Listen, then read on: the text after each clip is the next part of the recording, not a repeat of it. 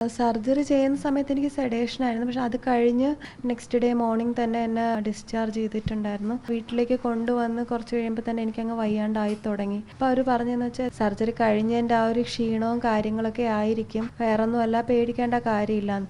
ശരി, BP apparatus വെച്ച് നിങ്ങൾ ചെക്ക് ചെയ്ത് നോക്ക്, വീട്ടിൽ തന്നെ ഉണ്ടെങ്കിൽ ചെക്ക് ചെയ്ത് നോക്കുമെന്ന് പറയുന്നത്. നമ്മൾ ചെക്ക് ചെയ്ത് നോക്കുമ്പോൾ ഒരു റേഞ്ച് എന്നൊക്കെ പറഞ്ഞാൽ 70/40 50 അങ്ങനെയൊക്കെ മാറി മാറിയൊക്കെ വരുന്നുണ്ട്. പക്ഷെ കുറവാണ്.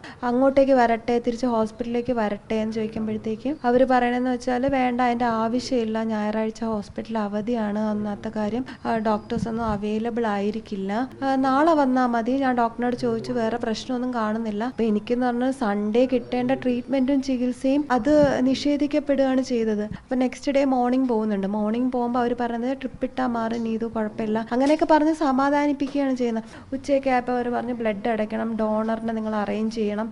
അപ്പോഴും അവർ പറഞ്ഞ ബ്ലഡ് ഇട്ട് തീരുമ്പോൾ നീതു ഓക്കെ ആവും, വേറെ പ്രശ്നമൊന്നുമില്ല. അപ്പോൾ ശ്വാസമൊക്കെ കുറഞ്ഞു തുടങ്ങി. അപ്പോൾ ഇവർ പറഞ്ഞു വെച്ചാൽ കുറച്ചും കൂടെ ടെസ്റ്റ് ചെയ്യണം, വേറൊരു ഫെസിലിറ്റിയിലോട്ട് മാറ്റണം എന്നാണ് പറഞ്ഞിരുന്നത്. അപ്പം അനന്തപുരിയിൽ കയറുന്നതും എനിക്ക് കാർഡിയാക് അറസ്റ്റാണ്. അപ്പം നമ്മളിങ്ങനെ വിചാരിക്കുന്നുണ്ട് അതിന് മുന്നെയാണ് കാർഡിയാക് അറസ്റ്റ് വന്നിരുന്നെങ്കിൽ ആംബുലൻസ് കൂടിയല്ല, ഇനോവ കാറാണ്. അപ്പോൾ ഇനോവ കാറിൽ വെച്ചിട്ടാണ് എനിക്കൊരു കാർഡിയാക് അറസ്റ്റ് വന്നിരുന്നെങ്കിൽ എന്തൊരു മെഡിക്കൽ ട്രീറ്റ്മെൻറ്റ് എനിക്ക് കിട്ടുമായിരുന്നു. ഒന്നും ചെയ്യാൻ പറ്റില്ല. നേരത്തെ ഒരാൾ മരിച്ചതുപോലെ എനിക്കും കാർഡിയാക് അറസ്റ്റ് വന്ന് മരിക്കാനേ പറ്റുന്നതാണ്.